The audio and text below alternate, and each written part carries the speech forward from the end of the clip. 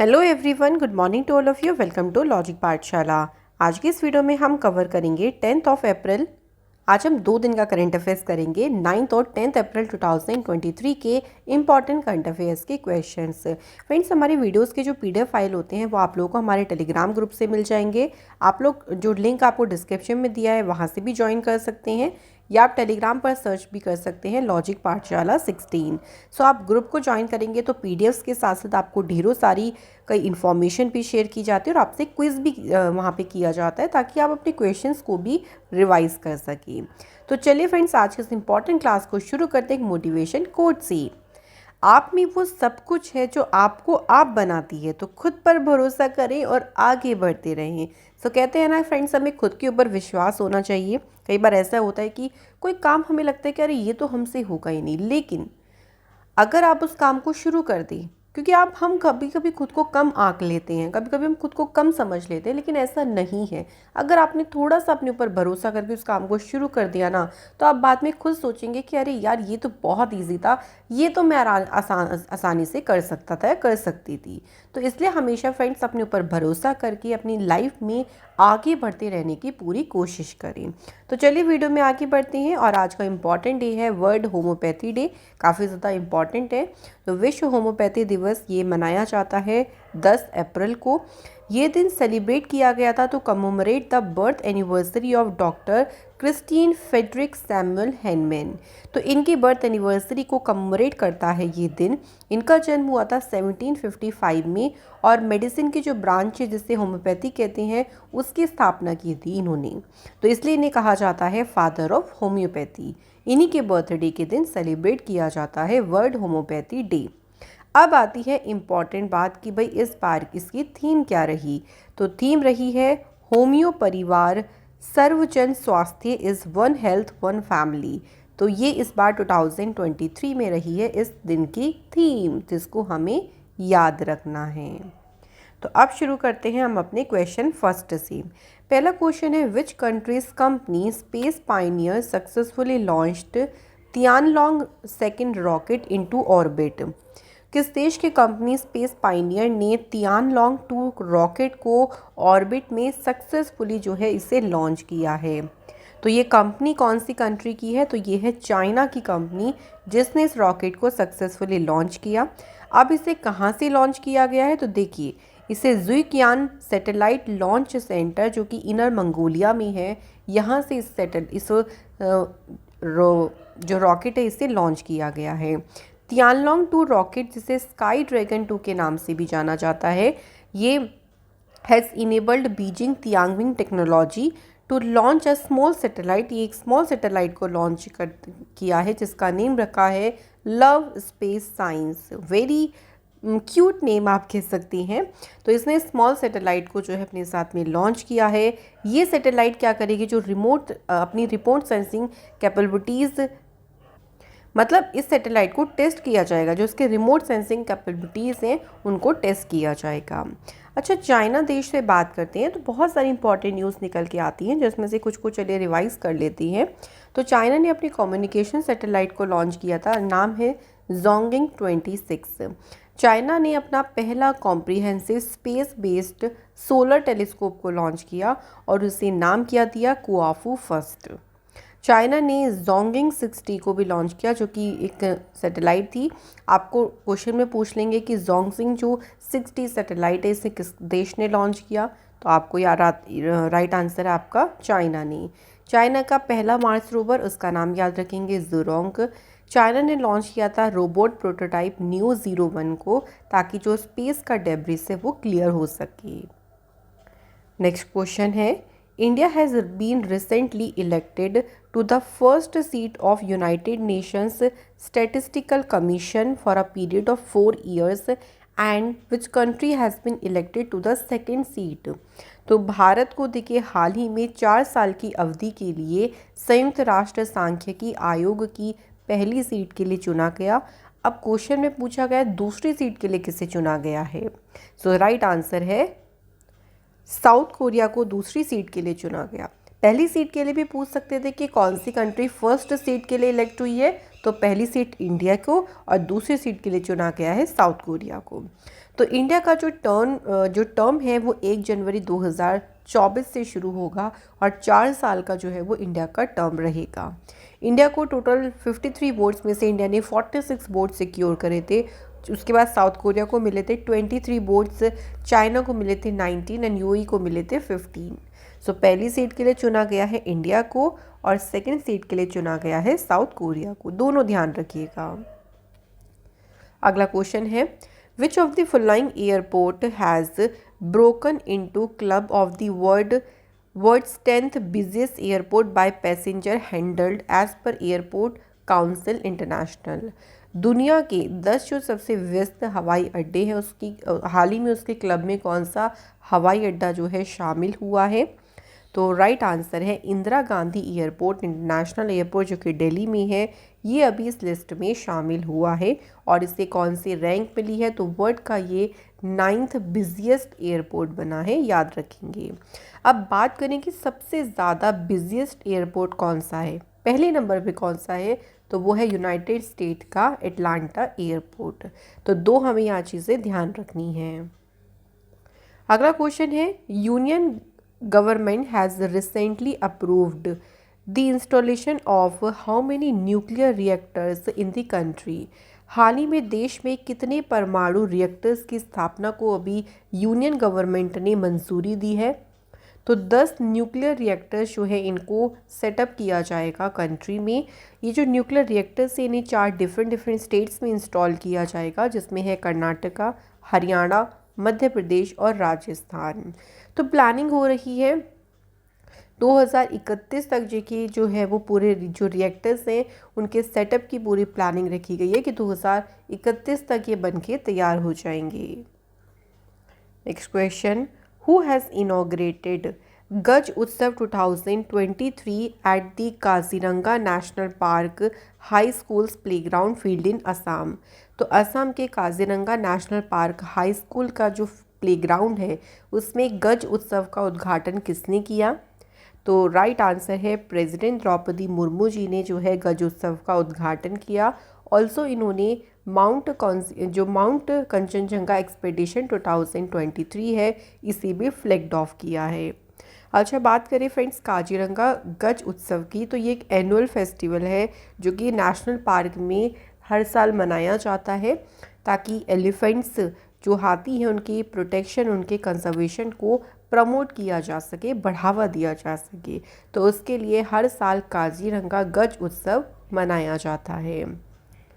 बात करें फ्रेंड्स कुछ इंपॉर्टेंट न्यूज़ जो कि रिलेटेड है प्रेसिडेंट द्रौपदी मुर्मू जी से, तो देखिए इन्होंने जो है INS द्रोणाचार्य जो नेवल शिप है इसे प्रेसिडेंट्स कलर्स के से जो है वो इसे सम्मानित किया था।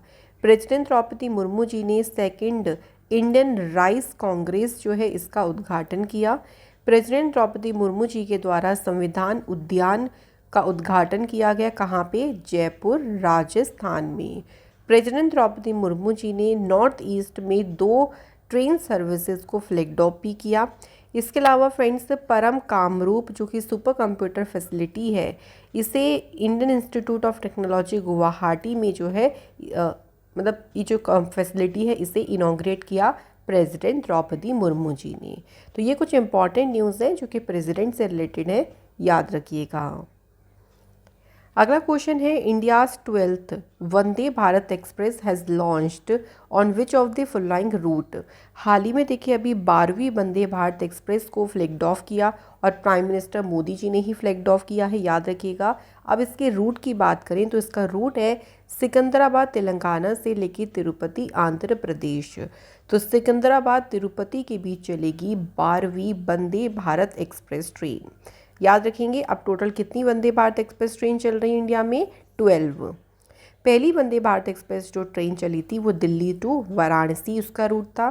सेकंड वंदे भारत एक्सप्रेस ट्रेन का रूट था दिल्ली टू कटरा। उसके बाद अभी रिसेंट देखिए 12वीं से पहले जो 11वीं वंदे भारत एक्सप्रेस ट्रेन का रूट कहाँ से कहाँ तक है? भोपाल मध्य प्रदेश से नई दिल्ली तक। तो धीरे धीरे करके देखिए जो वंदे भारत एक्सप्रेस ट्रेन है उनको बढ़ाया जा रहा है। इनसे क्या होगा देखिए क्योंकि इनकी स्पीड काफ़ी ज़्यादा है तो जो ट्रेवल टाइम होगा वो काफ़ी ज़्यादा इससे रिड्यूस हो जाएगा। अगला क्वेश्चन है who has flagged of international yoga महोत्सव इन डिब्रूगढ़ यूनिवर्सिटी असम। तो डिब्रूगढ़ यूनिवर्सिटी असम में अंतर्राष्ट्रीय योग महोत्सव को किसने हरी झंडी दिखाई? तो सही आंसर है सर्वनंदा सोनेवाल जी ने जो है फ्लैग्ड ऑफ किया है इंटरनेशनल योगा महोत्सव को। ये जो इवेंट है देखिए, जो इंटरनेशनल डे ऑफ योगा होने वाला है उसके उपलक्ष्य में आयोजित किया है, जो अभी सिर्फ और सिर्फ कितने दिन बचे हैं उसके 75 डेज बची हैं। तो काउंटडाउन चल रहा है 100 दिन का।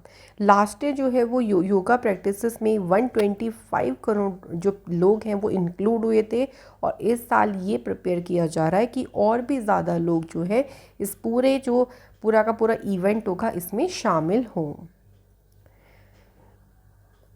सर्वनंदा सोनेवाल जी से रिलेटेड कुछ और इम्पॉर्टेंट न्यूज़ की बात करें तो देखिए, हाल ही में इन्होंने स्कूल ऑफ लॉजिस्टिक वाटरवेज और कम्युनिकेशन को इनॉग्रेट किया अगरतला त्रिपुरा में। कश्मीर में इन्होंने आयुष उत्सव को इनॉग्रेट किया।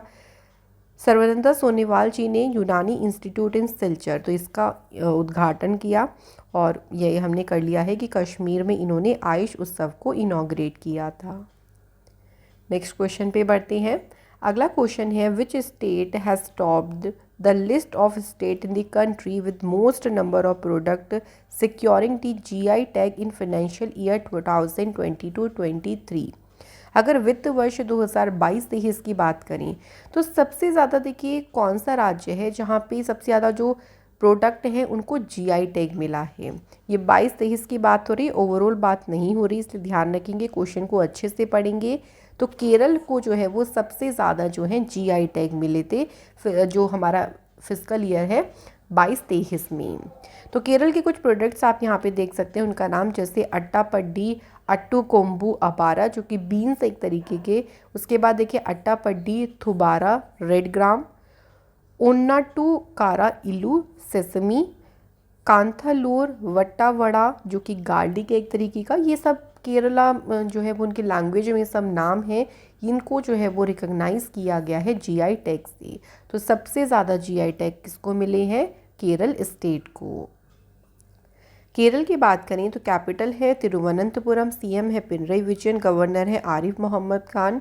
Annai मुडाई Shola national park, Eravikulam, Mathikettan Shola national park, Periyar national park, Silent Valley national park, ये सभी इंपॉर्टेंट है केरल स्टेट से।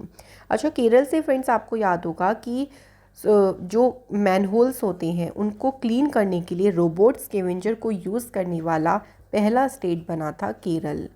केरल ने जो है वो सेटअप किया था ग्रीन हाइड्रोजन हब्स। तो केरल अगले 2 सालों में ग्रीन हाइड्रोजन हब्स को सेट कर लेगा। केरल का जो वायनाड कॉन्स्टिट्यूएंसी है, वायनाड डिस्ट्रिक्ट है सॉरी, ये पहला डिस्ट्रिक्ट बना था जिन्होंने प्रोवाइड किए थे सभी ट्राइबल लोगों को बेसिक डॉक्यूमेंट। केरल जो है कंट्री का पहला फुली डिजिटल बैंकिंग स्टेट बना। इसके अलावा फ्रेंड्स केरल के चीफ मिनिस्टर ने इनॉग्रेट किया इंडियन लाइब्रेरी कांग्रेस को। केरल की सरकार ने इनॉग्रेट किया था 2nd edition of the state biodiversity congress को। तो ये कुछ इंपॉर्टेंट न्यूज़ है जो कि याद रखेंगे फ्रेंड्स केरल स्टेट से। चलिए अगला क्वेश्चन देखते हैं। नेक्स्ट क्वेश्चन है union home minister Amit Shah on the occasion of Hanuman Jayanti unveiled a 54 feet tall statue of Lord Hanuman at Sarangpur temple. So यहाँ पूछा गया कि जो सारंगपुर टेम्पल है ये कौन से स्टेट में लोकेटेड है, जहाँ पर भगवान हनुमान जी की 54 ऊंची जो प्रतिमा है इसका अनावरण किया। अच्छा, किसके द्वारा अनावरण किया ये भी याद रखेंगे, अमित शाह जी ने जो है इसे अनवील किया है। अब स्टेट की बात हो रही है तो आंसर है फ्रेंड्स गुजरात।